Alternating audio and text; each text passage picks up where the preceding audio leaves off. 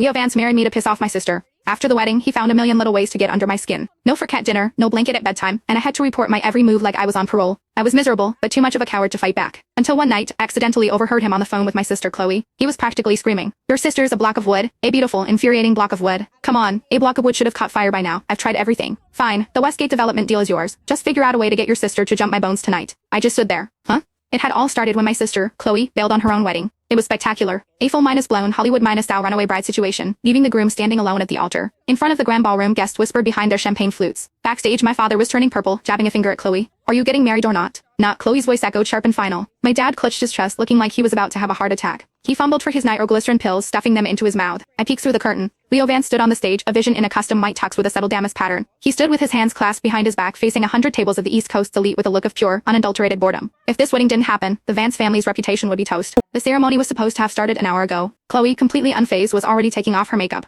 Everyone was talking at once, trying to reason with her. "This merger has been in the works for months, why back out now? You can't just call it off. What about our family's company, the Jennings Corporation? Leo Vance holds a grudge. He'll ruin you. Think about the family, Chloe, not just yourself. Chloe Jennings, aren't you scared?" My sister just scoffed and rolled her eyes, continuing to wipe off her foundation with a vengeance. I was in awe. That was my sister, all right. If it were me, the family coward, it'd have just nodded meekly and walked down the aisle. Speaking of which, was that makeup remover irritating her skin? Her face was getting all red. I should probably run to CVS and get her something better. The moment I stood up, my dad's desperate gaze landed on me. "If you won't marry him, are we supposed to send your space minus cadet sister out there?" Chloe stopped cold. She stood up, her perfectly sculpted brows knitted together, hands on her hips. "Who are you calling a space cadet? My sister is more than good enough for him, Claire." I flinched. "Here, marry him." "What? Me?" The room went silent for a second. It was like they all suddenly realized that my sister and I were identical twins with faces about 80% the same. It was their life raft. They practically ripped the Vera Wang gown off Chloe and stuffed me into it. A frantic 5-minute makeup job later, I was pushed onto the stage. My brain basically blew minus screened. I stood at the entrance, clinging to my dad's arm, the efficient's words turning into meaningless noise. Then I saw Leo. His eyes lit up, and the first genuine smile of the evening spread across his face.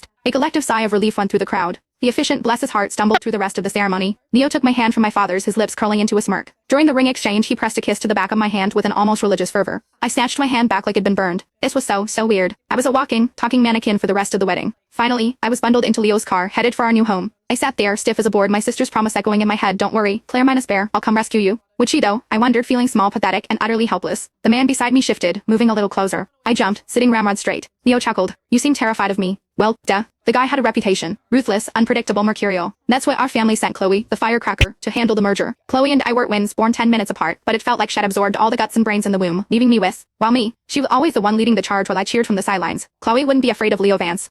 The low hum from his throat pulled me back. He was leaning in, his face nerving one close. I could smell the faint, expensive scent of his cologne. I snapped back to reality, my eyes meeting his. I almost scrambled onto the roof of the car. Mr. Vance, you're a little too close.